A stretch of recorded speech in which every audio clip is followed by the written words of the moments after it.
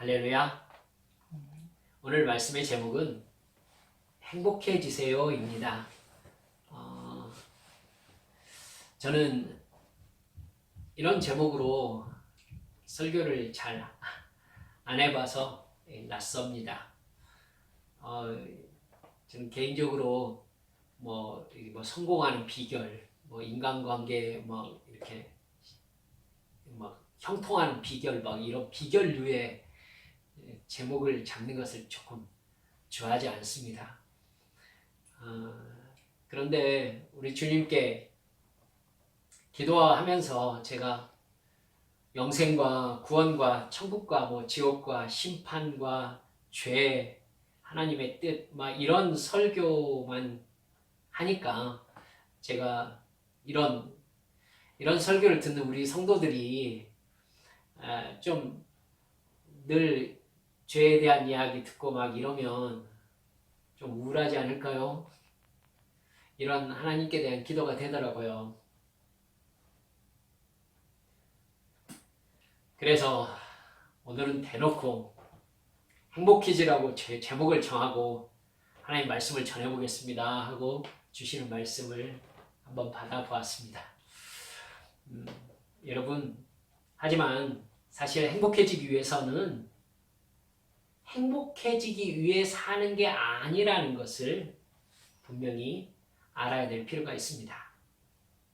여러분, 사실 우리 이전 세대 사람들은요, 행복해지기 위해서 산다기보다는 의미를 더 중요하게 여겼습니다. 어떤 삶이 가치 있는가 이런 생각을 더 했었습니다. 그렇기 때문에 우리가 알고 있는 안중근이나 김구 선생님 이런 분들의 세계관이 그래서 존경을 받았던 것입니다. 자신의 의미를 나라는 존재는 나의 존재의 확대를 가족 그리고 지역사회 그리고 국가 이렇게 생각했던 것이죠. 그래서 그 국가를 예를 들면 큰 자아라고 생각했던 겁니다. 그러니까 큰 자아를 위해서 나의 소아, 작은 자아가 희생되는 것은 가치 있는 일이다 혹은 숭고한 일이다 이렇게 생각했던 것입니다. 여러분, 혹시나 지금 우리 시대에 김구 선생님이나 안중근 의사와 같은 그런 분들이 처했던 상황이 벌어진다면 그분들과 같은 행동을 할 만한 사람들이 많을까요?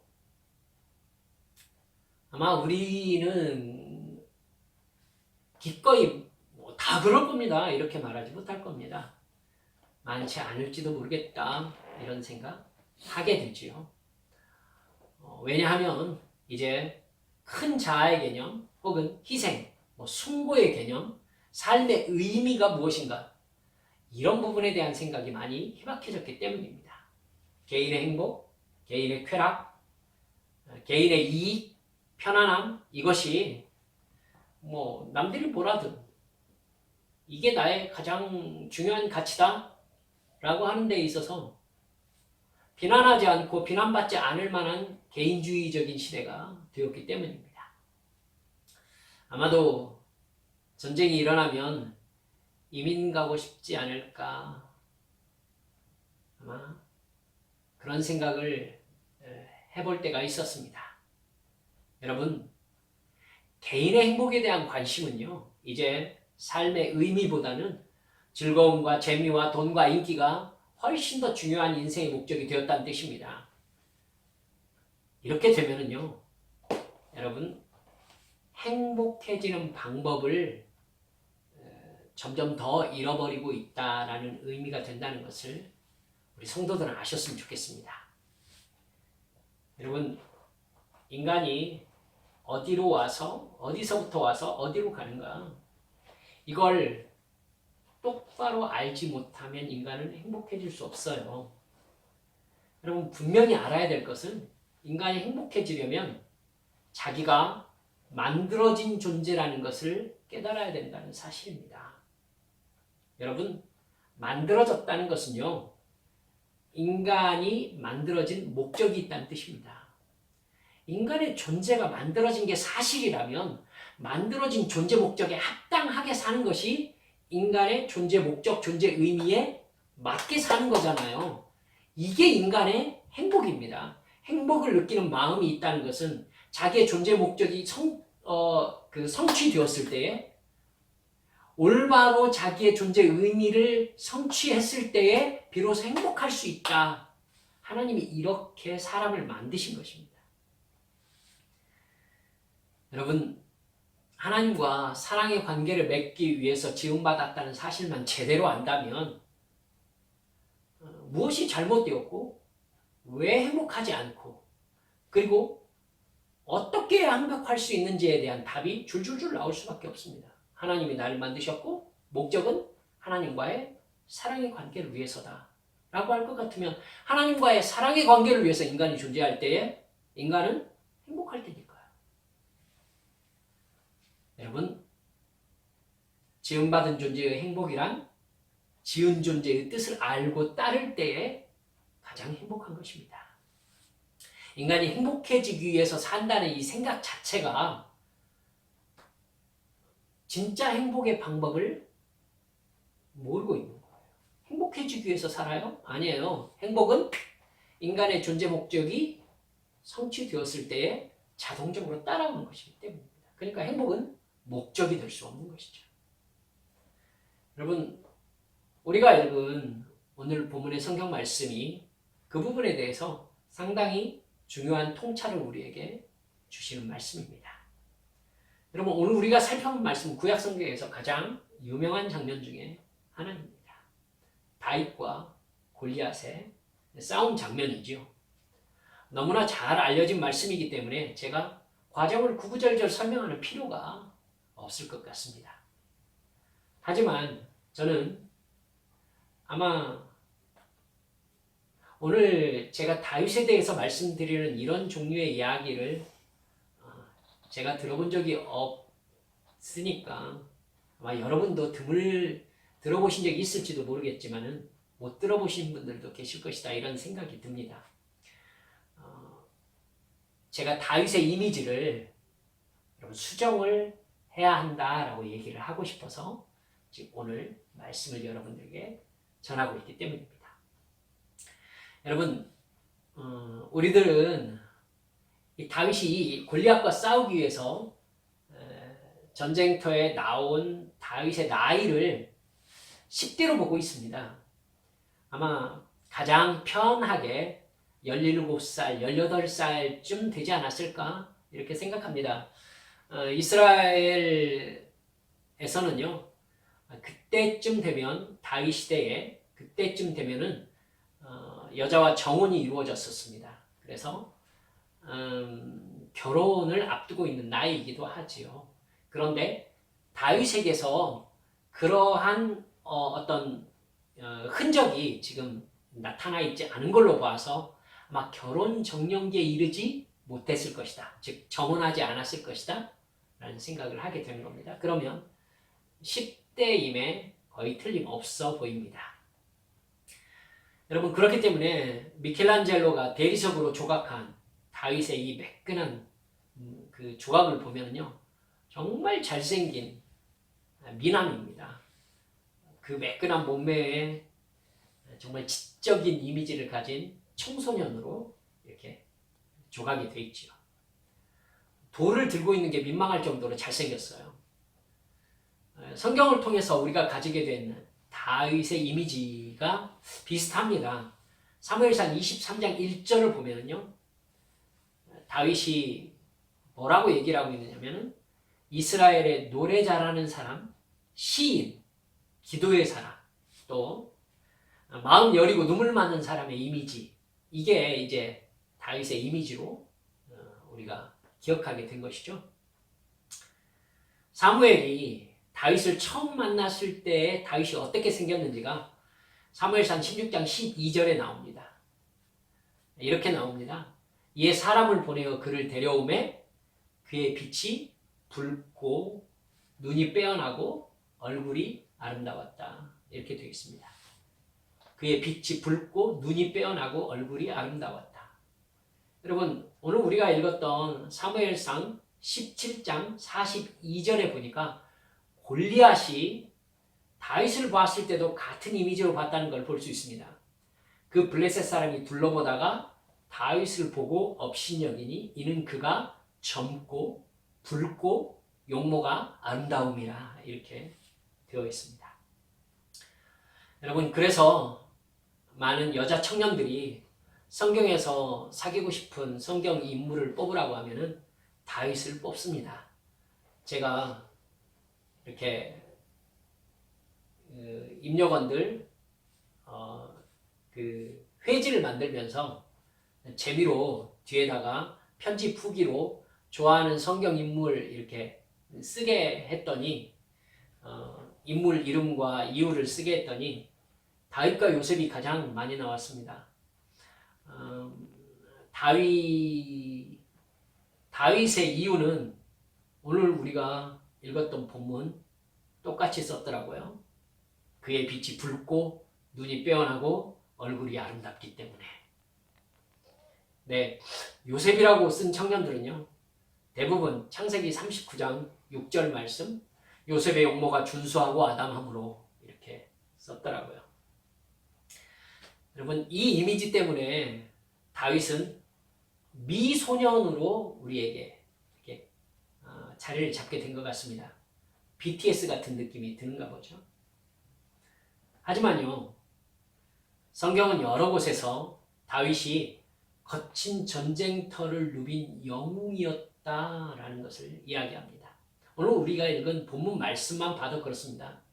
여러분, 아마도 다윗은 나이가 적어서 블레셋과 전쟁이 일어났을 때에 전쟁터로 이렇게 부름받지 못한 것 같습니다. 근데 아버지 이새가 형들에게 먹을 것을 가져다 주어라 라고 하면서 이렇게 먹을 것을 보내고 형들 상황을 좀 알아봐다오 이러는 아버지 이새의 심부름을 막내 7째니까요. 막내 다윗이 이제 수행하러 전쟁터로 나왔던 것 같습니다. 그래서 전쟁터에 나와가지고는 이제 골리앗을 보게 된 거예요. 그때 골리앗이 마침 나와가지고 하나님을 모욕하면서 너희 신이 살아있다면 나를 이길 사람을 보내라. 이렇게 하나님을 모욕하는 모습을 보게 됩니다. 여러분도 아시다시피 고대 전쟁에는요, 이쪽 편의 가장 전쟁을 잘하는, 싸움을 잘하는 용사와 이쪽 편에 가장 싸움을 잘하는 용사를 둘이 대결시켜가지고 그 전쟁, 그 둘의 싸움의 결과에 따르기로 하는 전쟁의 형태가 꽤 있었어요. 꽤 있었습니다. 지금 블레셋과 이스라엘이 골리앗을 내세우면서 골리앗을 누군가 이기면은 우리가 진 것으로 하겠다라고 얘기를 했었던 것입니다. 지금 다윗이 전쟁터에 도착했던 시간이 이 전쟁이 벌어진 지 40일째 되는 때였다 이렇게 되어 있습니다. 그러니까 40일 동안이나 골리앗이 나와가지고 나와 대적할 사람이 너희들이 보내면은 그 사람이 나를 죽이면은 우리 블레셋이 진 것으로 하겠다. 그러면 시간이 지날수록 블레셋의 신은 다곤이고 이스라엘의 신은 여호와잖아요. 그러니까 다곤 신의 이름으로 나아가게 되고 여호와라는 신을 이제 모욕하게 되는 상황이 벌어졌던 것입니다. 여러분, 다윗은 다곤 신의 이름으로 여호와를 모욕하는 이 장면을 보고 완전히 열받습니다. 여러분, 형 엘리압이 이제 먹을 거 줬으면 집에 가지 왜 그러느냐고 꾸짖었는데도 다윗은요, 열받아가지고 사울 왕 앞으로 달려갑니다. 그리고 자기가 골리앗과 싸우겠다고 얘기를 해요. 사울이 다윗에게 너 누구냐? 이렇게 물으니까 다윗이 자기가 어떤 사람인지 얘기하는 이 장면을 지금 우리가 성경으로 오늘 본문 말씀으로 읽은 것입니다. 자기가 양을 치는 사람이다. 근데 사자나 곰이 와서 양떼에게서 새끼를 물어가면 내가 따라가서 그것을 치고 그 입에서 새끼를 건져냈다. 이렇게 얘기를 하고 있습니다. 여러분, 35절에서는 뭐라고 하느냐면 그것이 일어나 나를 해하고자 하면 내가 그 수염을 잡고 그것을 쳐 죽였습니다. 이렇게 얘기를 합니다. 사자와 곰도 쳤으니 하나님을 모욕하는 저 인간은 제가 충분히 처리할 수 있을 것입니다. 이렇게 얘기를 한 것입니다. 여러분, 다윗이 사자와 곰의 이야기를 3번씩이나 하고 있어요. 그리고 마지막에는요, 하나님이 사자와 곰에게서 나를 건져내셨다라고 하나님의 이름까지 얘기를 하고 있어요. 여러분, 그러면 우리는요, 다윗이 사자와 곰과 싸웠다는 이야기가 허풍이 아니라는 얘기를 해야 합니다. 하나님의 이름까지 되는 걸로 보아서 다윗은 정말로 양을 지키면서 사자와 곰과 싸웠음에 틀림이 없어 보입니다. 사자 크기가 얼마나 되는지 아십니까? 2m에서 2.5m가 평균입니다. 여러분, 그 힘과 빠르기는 골리앗에 비할 바가 아닐 수도 있습니다. 여러분, 곰이 큰 것은 2.5m, 3m가 넘습니다. 여러분, 힘으로 보면은 곰의 힘이 골리앗보다 강하겠죠. 여러분, 그 수염을 잡고 쳐 죽였다라고 얘기하는 걸로 봐서 아마도 다윗은 사자와 맨손으로 싸웠다는 얘기를 지금 하고 있는 것 같습니다. 사자를 자기가 달려들어서 죽이고 양을 구해냈다라고 말하는 이게 정말 사실이라면 다윗은 어마어마한 청소년이었다는 얘기가 되는 것이죠. 여러분, 그 사실을 뒷받침할 만한 증거가 38절에 나옵니다. 사울이 다윗의 그 말을 듣고 골리앗과 싸우는 것을 허락한다고요. 그리고는 자기 군복을 다윗에게 입힙니다. 왕의 군복이죠. 갑옷이라고 할 수 있을 것입니다. 여러분도 잘 아시다시피 사울은요, 키와 덩치가 이스라엘에서 손꼽힐 만큼 큰 사람입니다. 사무엘상 9장 2절을 보면은 사울의 키가 모든 백성보다 어깨 위만큼 컸다 이렇게 나옵니다. 어깨 위만큼 컸다. 그러면은 키가 상당히 큰 사람인 거예요. 키가 이를테면 이스라엘의 평균 키를 170 정도 되는 사람을 평균 키로 잡는다면 사울은 190 가까이 됐다는 얘기가 되는 것입니다. 굉장히 큰 사람인 거예요. 여러분, 근데 그 사울이 자기 군복을 다윗에게 준 거예요. 여러분, 만약에 다윗이 한 170 정도 되는 진짜 소년이었다면, 조만한 아이였다면, 그럼 사울이 미친 거죠. 자기 군복은요, 190이나 되는 자기 덩치에 맞춘 거라고요. 여러분, 투구를 썼을 것이고, 여러분, 맞지도 않는 군복을 주는 사람이 어디가 있어요? 그죠? 맞지도 않은 군복을 주는 건 미친 일이죠? 그러면 무슨 생각하실 수 있습니까? 사울이 다윗을 보고요, 자기 군복이 맞을 거라고 생각했다는 얘기가 되는 것입니다. 군복은 일단 적의 칼과 창과 활로부터 몸을 보호하는 것이니까 무게가 나갈 수밖에 없습니다. 그걸 다윗이 입고 싸울 수 있을 것이라고 사울이 생각했기 때문에 군복을 입힌 것입니다. 여러분, 성경에 계속 보면요, 다윗도 그 군복을 입고 칼을 차고 걸어보았다라고 나오고 있습니다. 그리고는요, 사울에게 뭐라고 했느냐면, 익숙하지 못함으로 제가 이것을 입지 못하겠습니다. 이렇게 본문에 나오지 않습니까? 여러분, 큽니다. 이렇게 말한 게 아니에요. 다 입고 차보고 칼까지 찼는데 익숙하지가 않다. 자기 몸에. 경험이 없다. 이 얘기를 한 겁니다. 그럼 최소 사울의 군복이 다윗에게 맞았다는 뜻이 되겠네요. 그렇다면요, 우리는 다윗에 대해서 크게 착각한 셈이 됩니다. 골리앗을 죽인 다윗을 맞이하면서요. 여인들이 사울이 죽인 자는 천천히요. 다윗이 죽인 자는 만만히로다. 이렇게 노래를 했어요. 그리고 그 노래를 들은 사울이요. 아주 불쾌해하면서 이제 그가 얻을 것이 나라밖에는 더 무엇이겠는가. 이러면서 다윗을 주목하였다라고 성경에 기록하고 있어요. 여러분, 지금 분위기를 생각해 보세요. 이게 지금 청소년 다윗, 꼬맹이 다윗을 대하는 태도들인가요? 아니죠. 여러분, 사울은요, 10대 소년인 다윗이 나라를 얻을 가능성을 생각을 하고 있는 거예요. 왕이 될 가능성을 생각한단 말입니다. 그러면요, 적어도 다윗이 여인들이 다윗의 이름을 부르면서 만만을 얘기할 만한 외모를 갖추고 있었다라고 보기에 충분하다 이렇게 생각할 수 있게 되는 것입니다.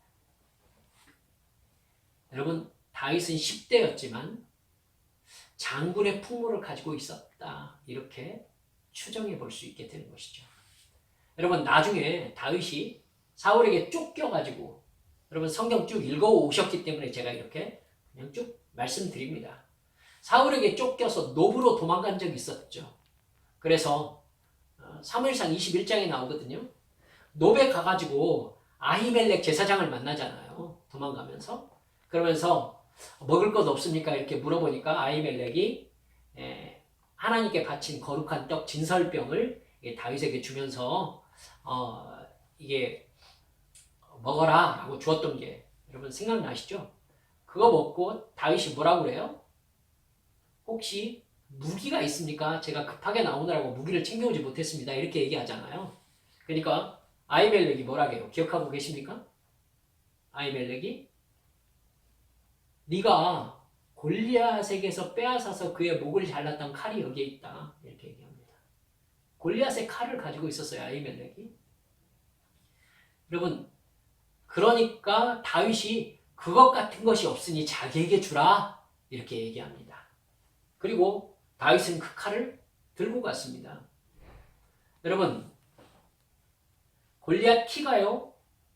인터넷에서 한번 쳐보세요. 골리앗 키가 3m입니다.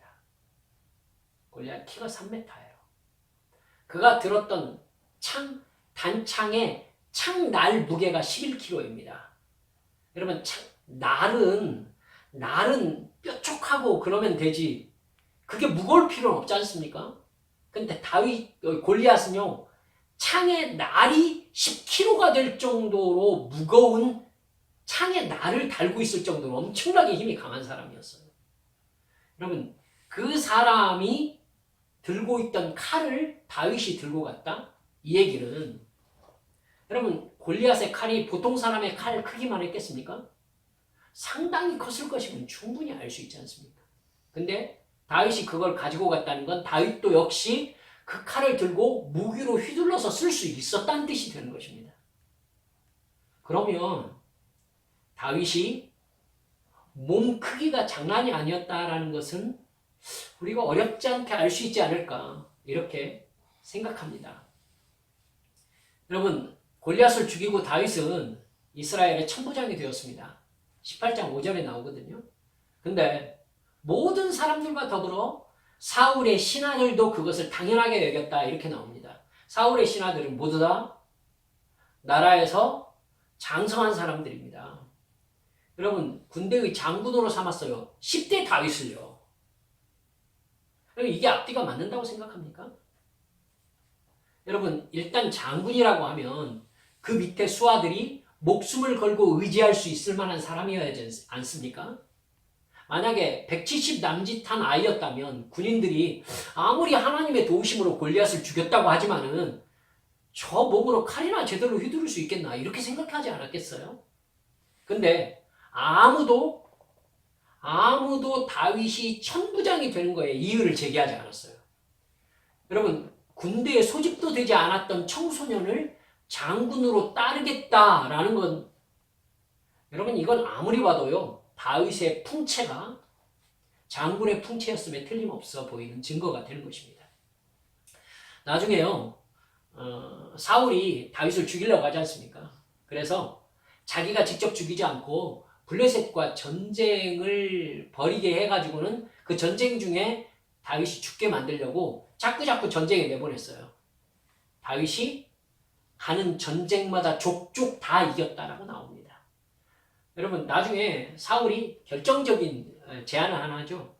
내가 너를 사위로 삼고 싶다. 그런데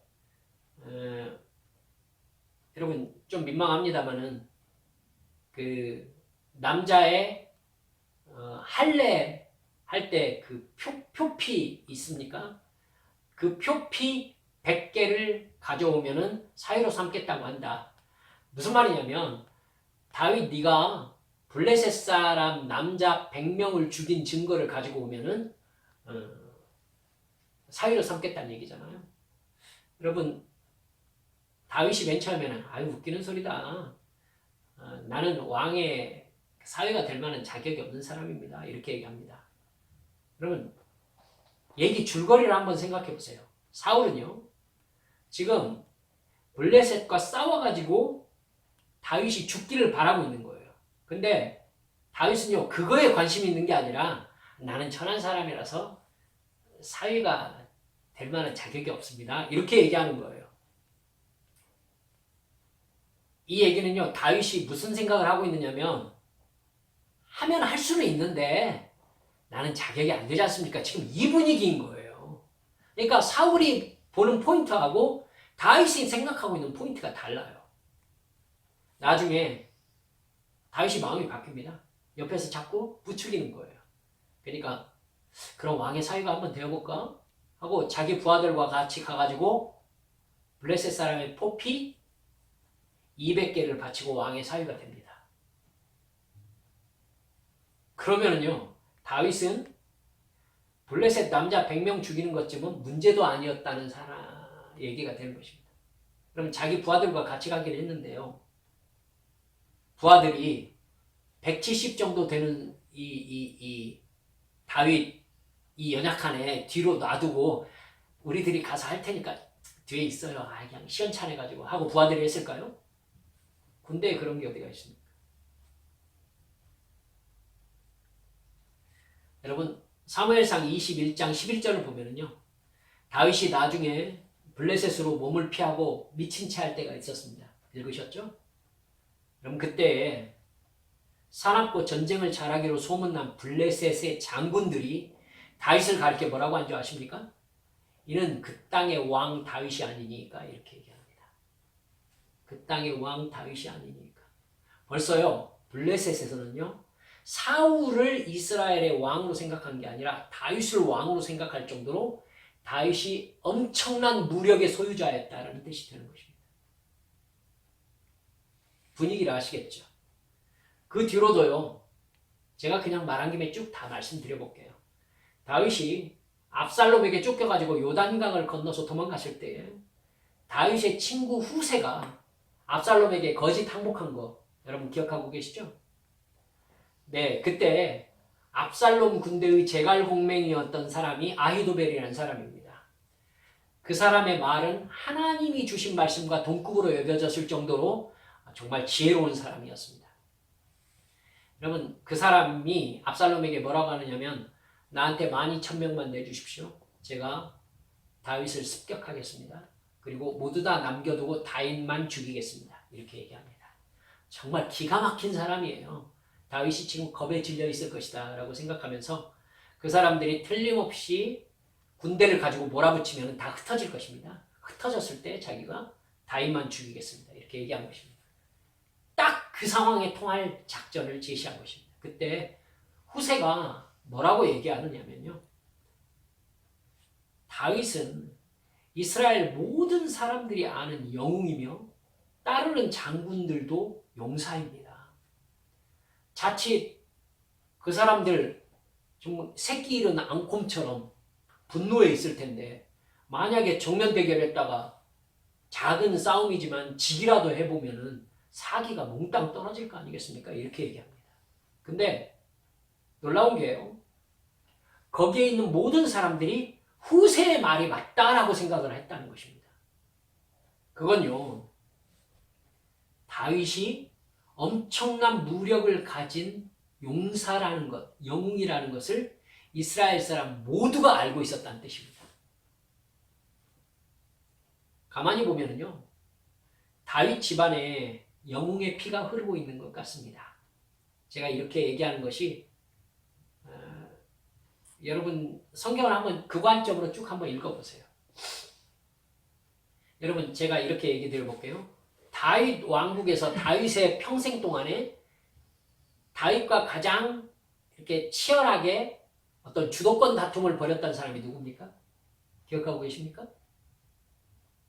요압 장군입니다. 요압 장군.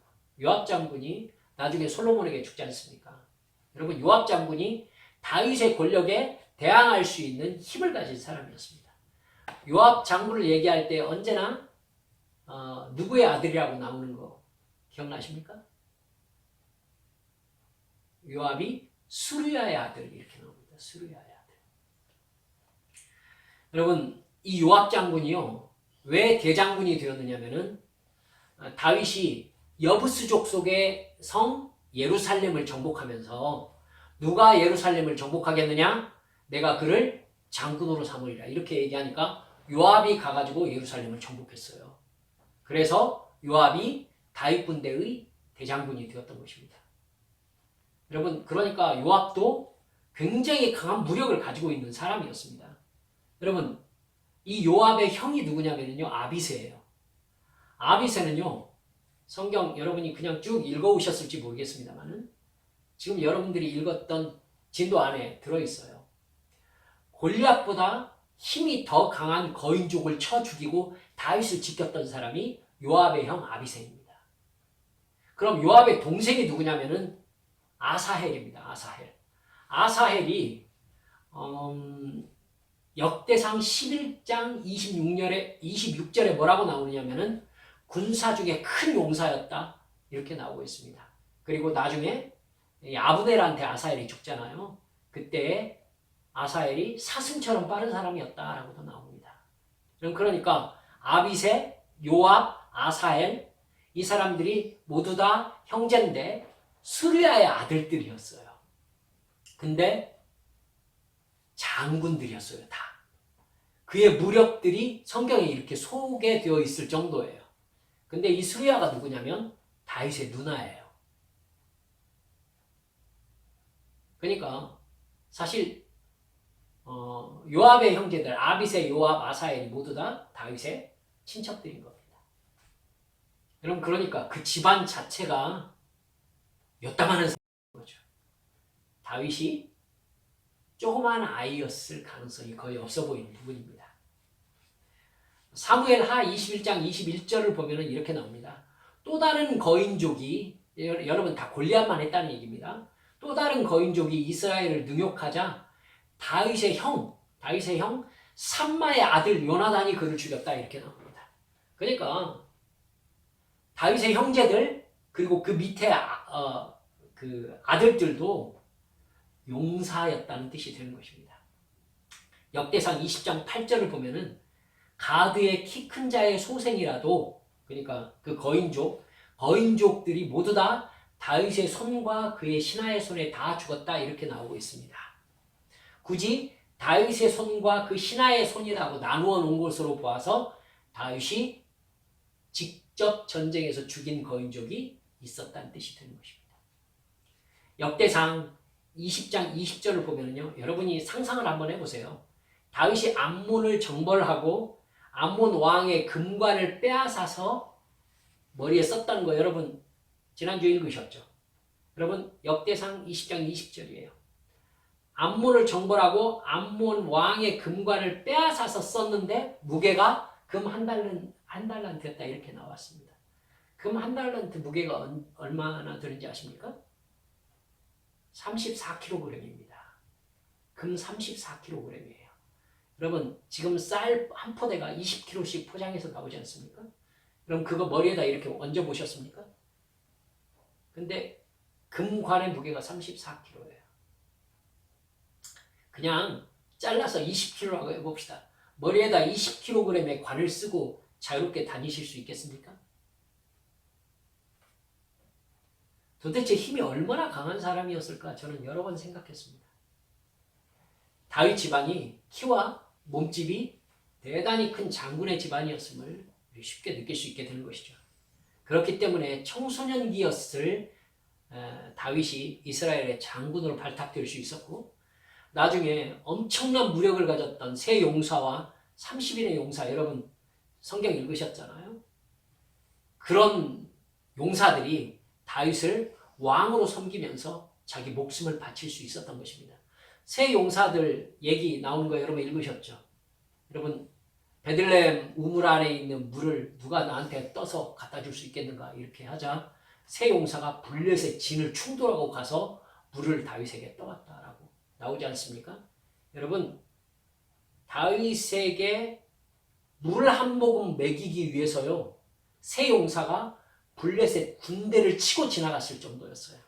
그러면 그 충성이 어마어마했다는 뜻이 되는 것이죠. 여러분, 다윗이 이제 우리가 하는 얘기로 베리베리한 요따만한 사람이었으면, 즉 장군의 풍모를 지닌 어떤 그런 용사가 아니었으면 절대 이런 충성까지 받을 수는 없죠. 즉 부하로 거느릴 만한 다윗 자체가 용사였다는 뜻입니다. 고대의 전쟁은 그야말로 말 타고 칼과 창을 휘두르면서 활을 쏘아서 상대방을 죽이는 진짜 원시적인 전쟁 방법 아니겠습니까? 그러니까 개인이 가지고 있는 힘과 무력이 아주 중요한 요소가 되는 것입니다. 여러분, 제가 감히 이렇게 얘기할 수 있겠습니다. 성경에서 나타난 다윗의 모습은요, 그 중에 으뜸이었습니다. 이스라엘에서. 모두 다 다윗을 영웅으로 알고 있을 정도로. 여러분, 제가 왜 이렇게 다윗의 무력을 강조하고 있을까요? 여러분, 하나님께서는요, 이미 다윗이 어렸을 때부터 이스라엘의 왕으로 정하고 그를 그에 어울리는 사람으로 키우고 계셨다는 것을 말씀드리기 위해서입니다. 사울이 악령에 시달리고 있을 때 수금을 잘 타는 사람을 뽑았습니다. 그때 다윗이 불려왔죠. 그를 신하가 사울에게 소개하는 말이 이렇습니다. 사무엘상 16장 18절입니다. 그는 수금을 잘 탈 뿐만 아니라 용사이며 용감한 군인이며 말도 잘하고 외모도 좋은 사람인데다가 주님께서 그와 함께 계십니다. 세 번역으로 읽어드렸습니다. 용사요 용감한 군인이라는 말이 10대의 다윗에게 한 말입니다. 여러분, 다윗 집안이 영웅의 풍모를 지니고 있는 집안인 것을 깨달아 알 수 있습니다. 그러면 여러분, 이 부분을 한번 포인트를 잡아보려고요. 우리는 나도 다윗처럼 쓰임받게 해달라 이렇게 기도한단 말입니다. 신중하게 생각해야 하지 않을까요? 성경을 살펴볼수록요, 하나님은 느닷없는 일은 잘 안 하시는 것 같아요. 제가 성경을 여러 번 읽으면서 수없이 읽으면서 깨달은 것입니다. 하나님은 느닷없는 일은 하지 않으신 거예요. 물론 없는 걸 있게 하시는 하나님이시지만은 느닷없는 일은 하지 않는 것 같아요. 심은 대로 거두게 하시는 하나님이신 쪽이 더 맞는 것 같습니다. 여러분, 기드온 한번 볼까요? 기드온이 므낫세 지파로 나오잖아요. 여러분, 사사기 성경 퀴즈까지 했으니까 잘 알고 계시죠? 여러분, 사사기에서 여호와의 사자가 기드온에게 나타나서 큰 용사여, 하나님 너와 함께 계신다 이렇게 얘기하죠. 그러니까 기드온이 뭐라고 합니까? 큰 용사는요, 므낫세 집안에서 우리 집안은 제일 작은 자요, 우리 집안에서 저는 또한 가장 작은 자입니다. 이렇게 얘기했습니다. 여러분, 근데 나중에요, 기드온이 300용사와 함께 미디안의 왕 세바와 살문나를 붙잡습니다. 세바와 살문나를 붙잡는데 사사기 8장 15절부터 18절부터 나옵니다. 기드온이 그 두 왕을 붙잡고 이렇게 물어봅니다. 너희들이 다볼에서 죽인 자들은 어떤 사람들이더냐? 이렇게 물어봅니다. 너희들이 다볼에서 사람을 죽였잖느냐? 그 죽인 사람들이 어떤 사람들이었느냐 이렇게 묻습니다. 그러자 세바와 살문나가 이렇게 대답합니다. 그들이 너와 같아서 하나같이 왕자들의 모습과 같았다 이렇게 얘기합니다. 그러자 기드온이 뭐라고 한 줄 아십니까? 그들은 내 형제들이며 내 어머니의 아들들이다 이렇게 얘기합니다. 그들을 너희들이 죽이지 않았으면 내가 너희들을 죽이지 않았을 것이다. 여러분 세바와 살문나는 자기들이 다본에서 죽인 자가 누군지 몰랐어요. 그러니까 기드온한테 잘 보이려고 그들을 왕자처럼 생겼다라고 얘기했을 리가 없어요. 근데 알고 보니까 그게 기드온의 형제들이었던 거예요. 여러분 즉 기드온의 형제들 역시 영웅의 풍모를 지닌 왕과 같은 모습을 가진 사람들이었다라는 것입니다. 기드온 역시 이스라엘을 이끌 사사의 역량을 가진 사람이었다는 뜻이 되는 것입니다. 아시겠죠? 하나님은요, 하나님의 뜻에 맞는 달란트를 나눠주시고 그 달란트에 맞도록 키우시고 하나님이 계획하신 사명으로 부르시는 것입니다. 모세가 이집트의 왕실을 상대해야 했기 때문에 하나님께서는 어려서부터 모세를 이집트 왕실에서 자라게 하셨습니다. 여러분, 없는 것을 있게 하시는 하나님의 능력에만 그냥 의지하고 있다면 굳이 모세가 이집트의 왕실에서 자랄 필요는 없지 않습니까? 여러분, 이런 하나님의 성품을 생각해 보면 우리는 우리와 하나님과의 관계에서 기도와 여타의 그 어떤 것에 대해서 생각을 좀 바꿔야 될 필요를 느끼게 됩니다. 나도 다윗처럼, 아브라함처럼, 솔로몬처럼, 엘리야처럼 그렇게 사용해달라는 기도가 타당할까요? 오히려 그것은요, 오늘 본문의 상황에 맞춰보면 하나님이 이해하시기 어려운 기도가 아닐까 이런 생각을 하게 됩니다. 하나님은요, 이미 나를 어떤 사명에 사용하시려고 나를 이런 가정에 이 정도의 지적인 능력을 가진 사람으로, 이런 성품을 가진 사람으로, 이런 관계 속에 하나님 나를 보내신 거예요. 근데 느닷없이 여러분 만약에 이렇게 내가 기도해 본다고 합시다. 유승일 목사가 제가 하나님의 이름을 세게 알리겠습니다. 이러면서 저에게 우사인 볼트와 같은 달리기 실력을 허락해 주십시오. 그러면서 금식까지 하면서 열심히 기도하는 거예요. 없는 것을 있게 하시는 하나님, 제 근육에 우사인 볼트 같은 능력을 허락하여 주셔서 제가 달리기를 하면은 9초 7에 100m를 끊게 해주십시오. 제가 그러면은 9초 7에 딱 엔드라인을 들어가는 순간 오 하나님이시여 저에게 이런 능력을 주셔서 감사합니다라고 하나님을 찬양하겠습니다. 이렇게 제가 기도를 한다고 해봅시다. 없는 걸 있게 하시는 하나님이 그 기도를 들어주시겠습니까? 어떻게 생각하세요? 말도 안 된다는 거 여러분 아시죠? 여러분 말씀을 맺고자 합니다. 오늘 설교 제목에서 말씀드렸듯이 행복한 신앙생활을 하기 위해서요, 어쩌면 우리에게 맨 처음 필요한 생각은요, 내가 다윗이 아니고 내가 아브라함이 아니고 내가 솔로몬이 아니라는 것을 진정으로 인정하는 것부터 시작해야 될지도 모릅니다. 지금 나를 여기 이 모습으로 있게 하신 하나님의 뜻을 알게 해달라고 해야 진짜 행복할 수 있는 것이죠. 다윗을 다윗의 모습으로 키우고 그 상황으로 인도하시고 감당해야 될 사명을 주신 거잖아요. 그래서 다윗이 그 사명 안에 있을 때 다윗은 행복할 수 있었던 거죠. 똑같아요. 내가 다윗처럼 되어야 행복한 게 아니라 하나님이 나를 이 모습으로 만드시고 이 관계 속에서 이 상황 속에서 하나님이 내게 주신 사명을 딱 깨달아 알고 그 사명 가운데 있을 때 나는 행복할 수 있게 되는 것입니다. 아멘. 여러분, 내가 그저 솔로몬 같은 꿈을 꾸고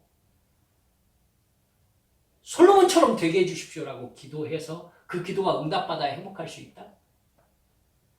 저는 이것이 한국 교회 안에 퍼진 허황된 비전 신학이라고 생각하고 있습니다. 여러분, 내가 꿈꾸는 다른 존재가 되게 해달라고 하나님을 달달 볶는 것은요, 시간 낭비죠. 하나님이 나를 여기 이 모습이 되게 하신 이유가 있는데요. 그러니까 여러분 따라서 합시다. 제가 좀 마음이 좀 그렇습니다만 따라서 해보세요. 하나님이 만드신 대로 삽시다. 시작. 하나님이 만드신 대로 삽시다. 물론 청소년기에 나의 가능성을 최대한 탐색해야 되는 건 맞습니다. 그 노력을 하지 말라는 것이 아니라 여러분 나를 여기에 이 모습으로 되게 한 것이 나의 생각을 뛰어넘는 하나님의 섭리 안에 있다는 것을 인정하라는 것입니다. 마지막 하나만 더. 우리의 기도 태도를 진지하게 점검할 것을 이런 식으로 도전하고 싶습니다. 여러분, 왜 우리는 다윗처럼 되게 해달라고 기도는 하지만 우리가 읽은 역대상 9장 17절에서 27절 여러분 성전 문지기처럼 되게 해달라고는 기도하지 않는 걸까요? 분명히 똑같이 성경에 뭐라고 하느냐면은 성경의 성전 문지기들이 신실한 일꾼들이었고 그들에게 하나님이 함께 하셨다 이렇게 나오고 있는데 우리는 성전 문지기, 신실한 성전 문지기, 하나님이 함께 하시는 성전 문지기가 되게 해달라고는 기도하지 않습니다. 왜 다윗처럼 되게 해달라고는 금식하면서 하나님께 매달려 기도하면서 성전 문지기의 사명을 감당하게 해달라고는 하나님께 금식하며 기도하지 않는 걸까요? 그 사람들 모두 자기 사명을 자기 생명처럼 여기면서 성전에서 살면서까지 그 사명을 감당했던 사람들입니다. 신실한 하나님의 사람들인 거죠. 여러분 이런 걸 생각해 보면요. 우리가 소위 영적 비전이라고 말하는 것들도 얼마나 우리의 욕망에 사로잡힌 우리의 욕심인지 여러분 깨닫지 않을 수 없습니다. 그렇죠? 나를 여기 이 모습으로 여기에 이 사람들과 있게 하신 하나님의 뜻을요.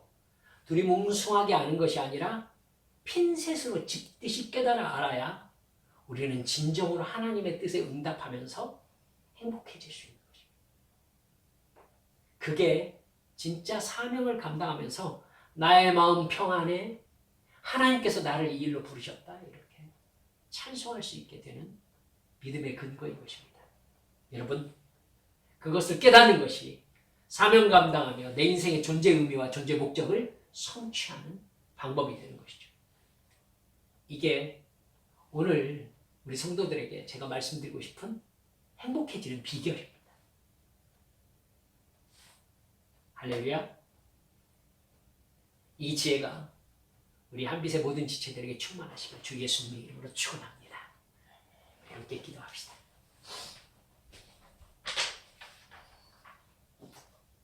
여러분 어떠세요? 저도 이런 생각을 갖게 되기까지 시간이 오래 걸렸습니다. 하지만 기도하면서 우리 주님과 함께 이렇게 있다 보니까 깨닫게 되네요. 내가 얼마나 내 욕심, 나의 욕망을 이루기 위해서 하나님을 사용하고 싶어 했는지 그건 하나님을 주권자로 섬기는 마음이 아니죠. 시간 주님 앞에 기도하면서 나의 이런 죄악된 욕망을 정말 세밀하게 회개합시다. 낱낱이. 그리고 주여 나를 여기에 이 모습으로 이 관계 안에서 이 일을 잘할 수 있는 이 성품의 사람으로 만드신 이유를 저에게 깨닫게 해주십시오. 제가 사명 감당으로 하나님께 영광 돌려드리고 주님 저도 주께서 주신 평안과 행복 가운데 살고 싶습니다. 함께 기도하십시다. 아버지 하나님 감사합니다.